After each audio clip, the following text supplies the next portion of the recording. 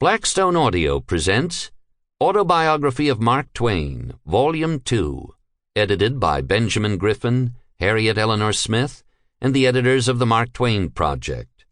This book is read by Grover Gardner. Monday, April 2nd, 1906. Government of New Territory of Nevada. Governor Nye and the Practical Jokers. Mr. Clemens begins journalistic life on Virginia City Enterprise. Reports legislative sessions. He and Orion prosper. Orion builds $12,000 house. Governor Nye turns territory of Nevada into a state.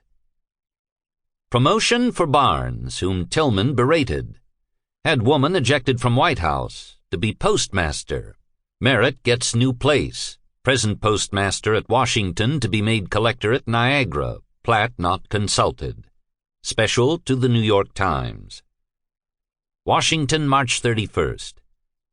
President Roosevelt surprised the Capitol this afternoon by announcing that he would appoint Benjamin F. Barnes as postmaster of Washington to succeed John A. Merritt of New York.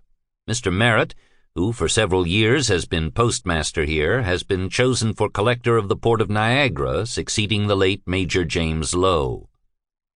Mr. Barnes is at present Assistant Secretary to the President. Only a short time ago, he figured extensively in the newspapers for having ordered the forcible ejection from the White House of Mrs. Minor Morris, a Washington woman who had called to see the President.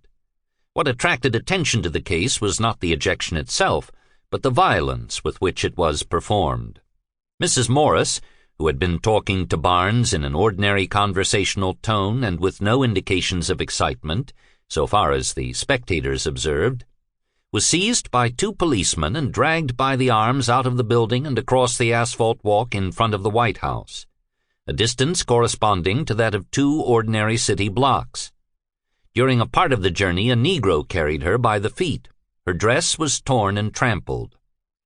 She was locked up on a charge of disorderly conduct, and when it was learned that she would be released on that charge, a policeman, a relative of Barnes's, was sent to the house of detention to prefer a charge of insanity against her, so that she would have to be held. She was held accordingly until two physicians had examined her and pronounced her sane. He was denounced by Mrs. Morris, by various newspapers, and by Mr. Tillman in the Senate. The appointment of Barnes to be postmaster so soon after this incident has created endless talk here. It is taken to be the President's way of expressing confidence in Barnes and repaying him for the pain he suffered. Sample complete.